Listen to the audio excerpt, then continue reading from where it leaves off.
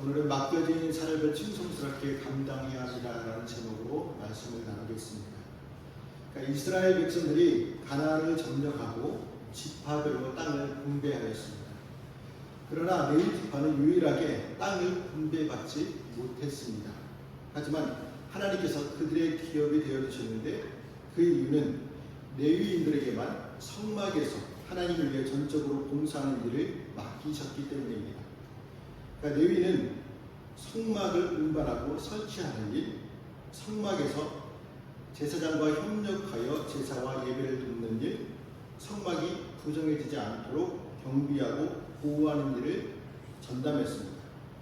그런데 성전을 건축하면서 이동식 성막의 시대가 끝나고 고정식 성전 시대가 열리면 레위인들은 이전에 하던 일을 계속할 수 없었습니다.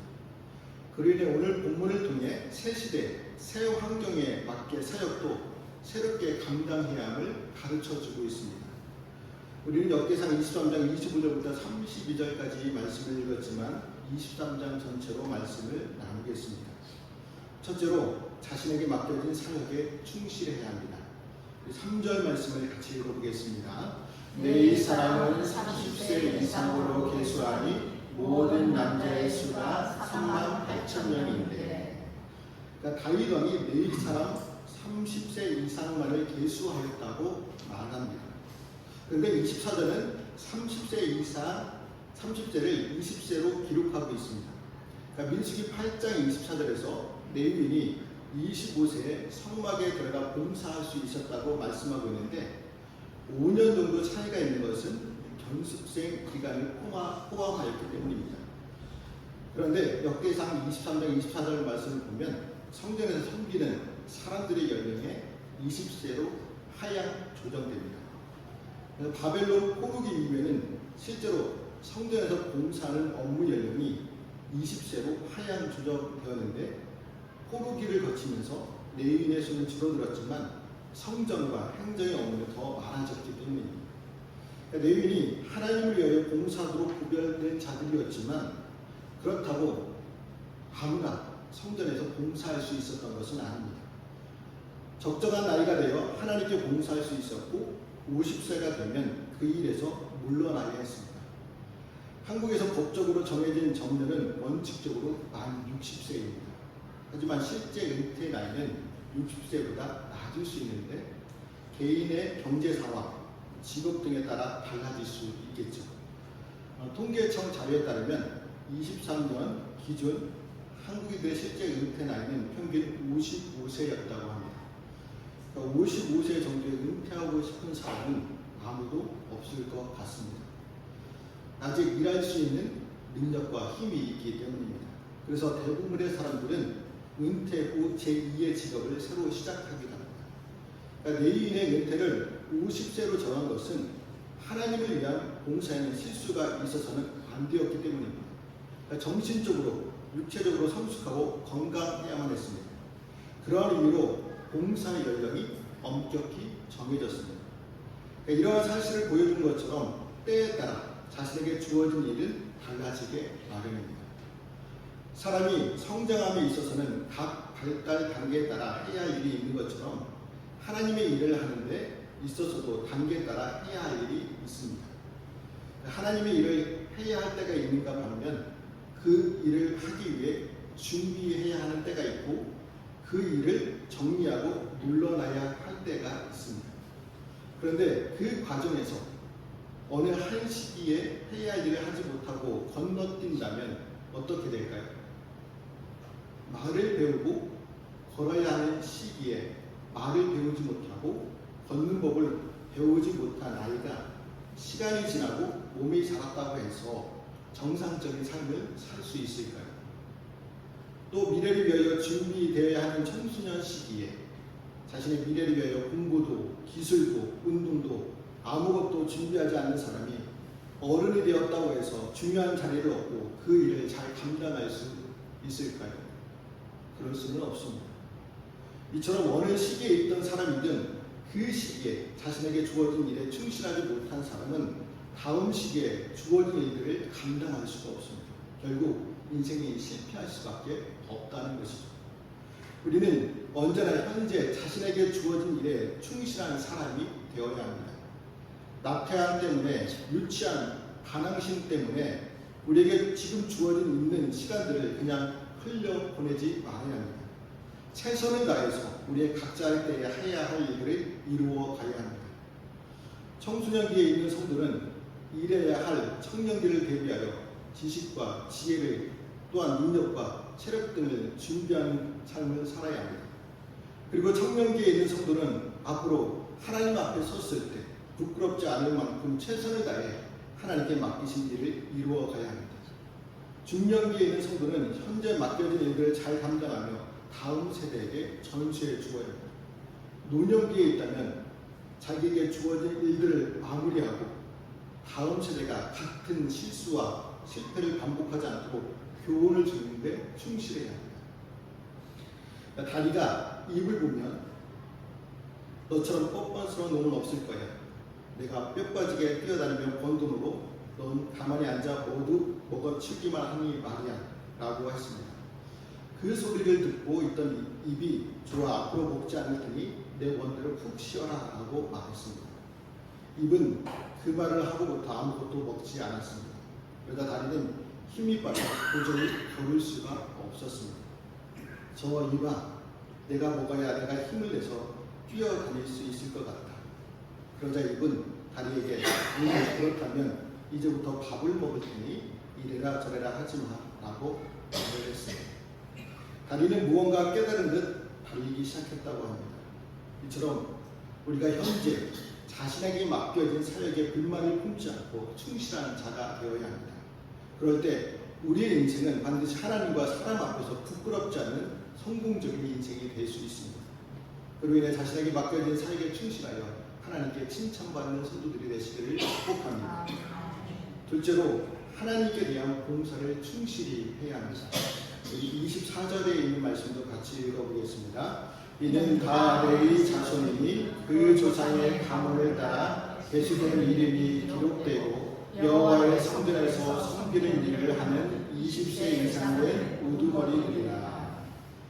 7절부터 23절까지 소개된 레위 사람들은 가문을 따라 계수함을 입어 이름이 기록되고 여호와의 성전에서 섬기는 일을 하는 20세 이상 우두머리라고 소개하고 있습니다. 여기서 계수된 이름이 기록되었다는 것은 성전 봉사를 위하여 동원될 대상에 포함되었다는 말입니다. 그러니까 성전 봉사가 레위인들이 반드시 해야 하는 의무라는 것입니다. 그러니까 하나님의 가까이서 섬긴다는 것은 이스라엘 백성들에게 있어서 가장 큰 특권 중에 하나였습니다.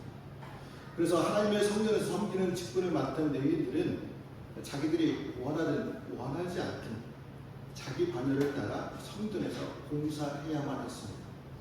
이러한 사실은 우리에게도 동일하게 적용됩니다. 우리는 다 하나님의 일을 위하여 부르심을 받은 레위인들입니다. 그리고 우리가 하나님의 일을 위하여 부르심을 받았다는 것은 대단한 특권입니다. 생각해 보세요.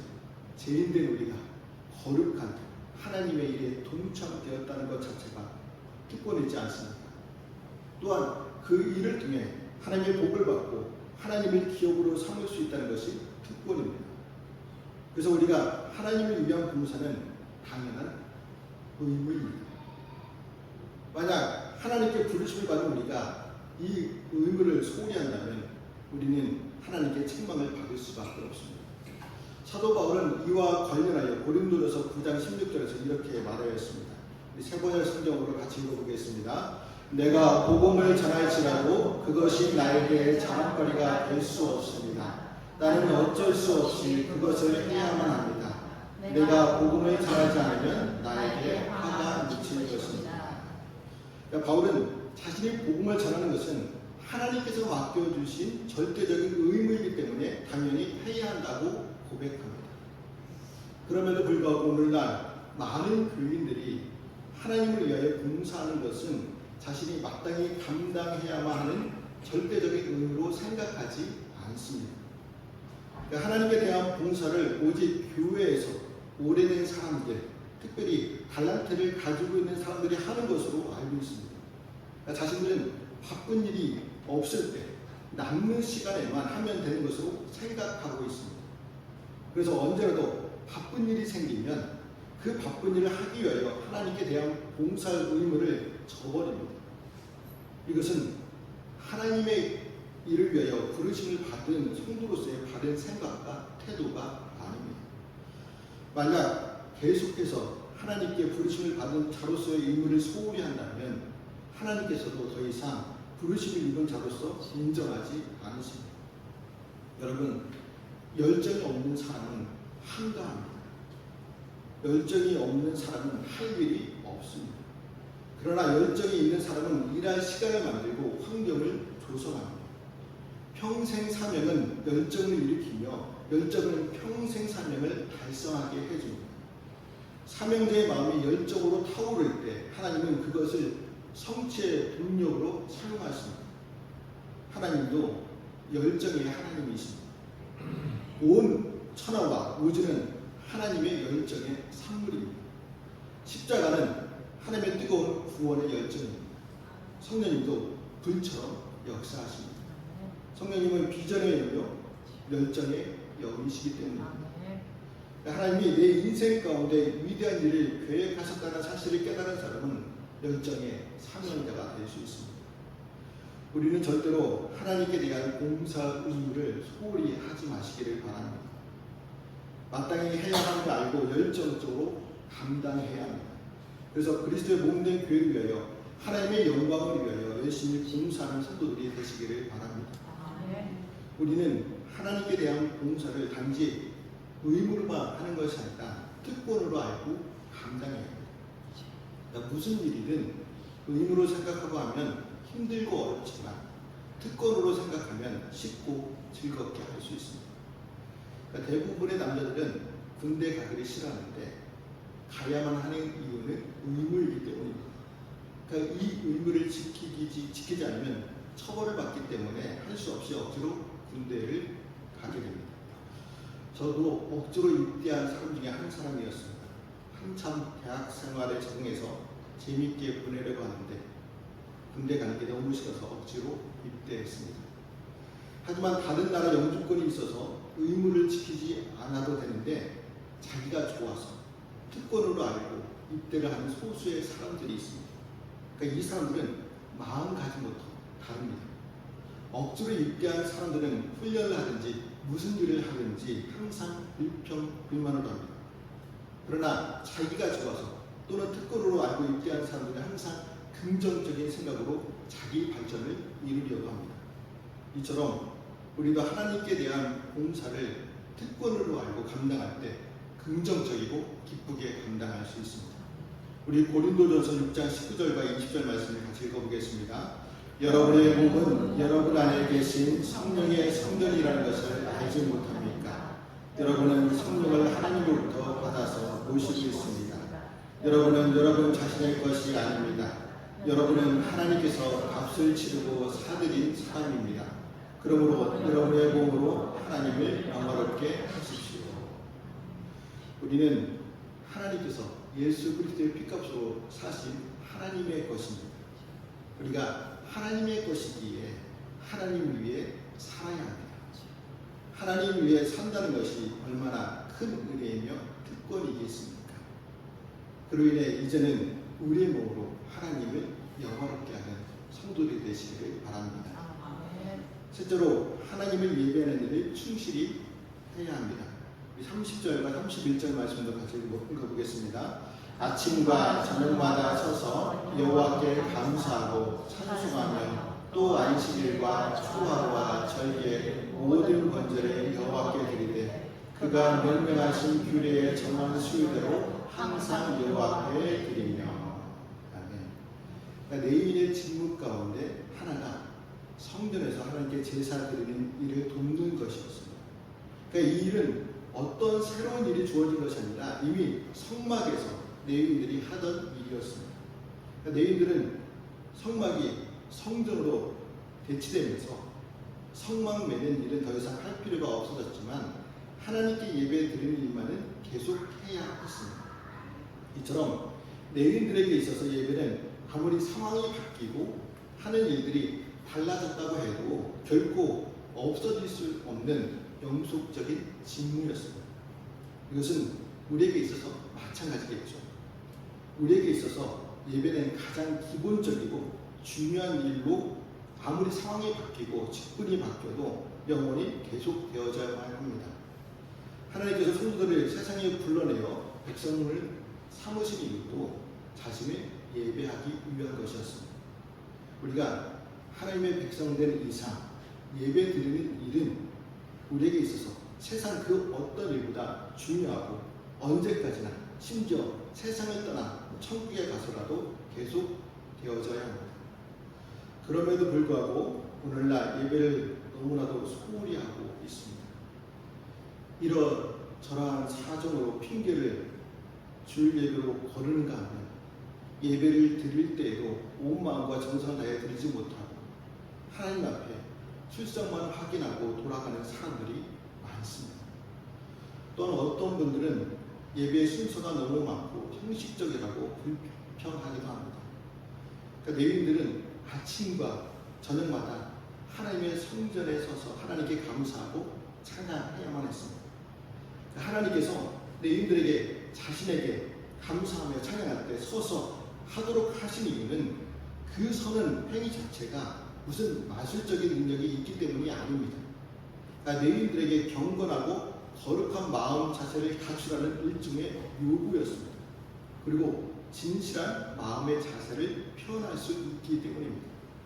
만약 레위인들에게 하나님께 감사하고 찬양하는 형식이 주어지지 않았다면 하나님께 아침과 저녁으로 드리는 감사와 찬양을 처음에는 제대로 했다가 시간이 지나면 무의식적으로 아무렇게나 빨리 해치우려고 했을지도 모릅니다.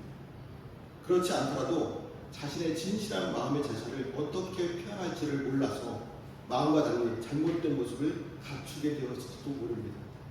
이처럼 형식이라는 것은 마음이 진실하지 못하는 자에게는 진실한 마음의 자세를 촉구하고 또 진실한 마음의 자세를 갖춘 자에게는 그 마음을 담아 표현할 수 있도록 해줍니다. 그래서 형식은 하나님께 예배드림에 있어서 결코 무시해서는 안 될 중요한 요소입니다. 물론 지나치게 형식만을 강조하고 그 형식에 마땅히 담겨야 하는 진실한 마음을 무시하는 형식주의는 경계하고 멀리해야 합니다. 하지만 진실한 마음만을 강조하고 형식을 지나치게 무시한다면 하나님을 기쁘시게 해드릴 수 없습니다. 여러분은 누군가에게 선물을 해본 적이 있을까라고 생각됩니다. 선물을 포장할 때 포장만 그럴싸하게 하고 그 속에 아무것도 담지 않았을 때 받는 사람의 기분은 어떠할까요? 조롱받는 기분이 들겠죠. 또 아무런 포장도 하지 않거나 무성의하게 포장을 해서 선물해도 그건 역시 상대방을 무시하는 것이 됩니다. 이와 마찬가지로 하나님께 드리는 예배에 있어서도 형식과 절차는 잘 지키는데 그 예배를 드리는 사람의 마음에 하나님을 향한 진실한 사랑과 경외가 없다면 그것은 예배가 아니라 하나님을 조롱하는 것이 됩니다. 또 아무리 마음이 진실하다고 해도 예배의 형식과 절차를 무시한다면 그것은 결국 하나님을 무시하는 것이 됩니다. 우리는 하나님을 예배할 때 진실한 마음으로 예배 드려야 합니다. 그리고 형식과 절차에 자신의 마음을 담아 드려야 합니다. 이렇게 형식에 맞춰 주일 예배를 잘 드렸다면 세상에 또 예배를 잘 드려야 합니다. 오늘날 교인들 가운데는 하나님께 예배를 드리면서 그것이 마치 세상에서 삶과 무관한 것이냐 살아가는 사람들이 있습니다. 주일에는 성경책을 가지고 교회에 나와 하나님의 이름을 부르며 거룩한 모양으로 예배를 드리지만 평일에는 자신이 드렸던 예배와는 무관하게 거짓과 제약을 행하면서 살아갑니다. 제가 예전에 사역했던 교회에서 어떤 안수 지사님이 저에게 이런 말을 한 적이 있었습니다. 이 지사님은 한 고등학교의 교사였는데 동료 교사 중에 다른 사람들의 흉을 자주 보고 힘든 일은 제일 하기 싫어하면서 자신은 교회 권사라고 소개한다고 합니다. 그리고 예수님을 믿으라고 전도하는 그 모습이 너무 창피해서 자신은 전도도 하지 못하겠다고 고민을 털어놓은 적이 있습니다. 여러분은 어떠신가요? 삶은 신앙으로 살지 못하면서도 교회 다닌다, 교회 직분자라고 소개하지는 않습니까? 성도라 하는 이름을 가지고 있으면서도 예배와 삶이 분리되어 있다면 하나님께서는 그들의 예배를 받지 않으십니다. 예배는 삶과 분리된 것이 아닙니다. 왜냐하면 성도의 삶은 그 자체가 되어야 하기 때문입니다. 그리고 이러한 예배 삶은 시간이나 장소, 상황의 구애를 받지 않습니다. 보여지는 교회 안에서만 하나님이 존재하는 것이 아닙니다. 주일 예배 시간에만 하나님이 우리와 함께 하신 것이 아닙니다. 주일에 드려지는 예배 현장은 언제나 우리가 살아가는 구체적인 삶의 현장과 연결되어 있습니다. 하나님께서는 시간이나 장소, 상황에 구애받지 않고 우리의 삶을 통해 자신의 영광이 드러나기를 바라십니다. 이 사실을 기억하여 우리의 모든 시간과 삶의 모든 영역을 거룩한 산 제사로 하나님께 드리시기를 바랍니다. 이제 우리가 예배를 회복하는 성도들이 되어야 합니다. 예배를 빠지지 않을 뿐만 아니라 온 마음과 정성을 다해 예배를 드려야 합니다. 세상에서도 삶의 예배를 드려야 합니다. 하나님께서 이처럼 온 마음과 정성을 다해 드리는 예배자를 찾고 계십니다. 하나님께서 찾으시는 충실한 예배자들이 다 되시기를 축복합니다. 각자의 자리에서 직분의 우열이나 일의 경중을 따지지 않고 자신에게 주신 은사와 소명을 따라 맡겨진 직무에 충실해야 합니다. 저와 여러분은 다 영적인 레위 지파들이고 하나님 나라의 제사장들입니다. 모이든 흩어지든 무슨 일을 하든 하나님께 예배로 부름을 받았습니다. 그러므로 우리에게 맡겨진 하나님 나라의 사역을 충성스럽게 감당하는 저와 성도들의 삶이 되시기를 주님의 이름으로 말씀을 드립니다. 기도하시겠습니다.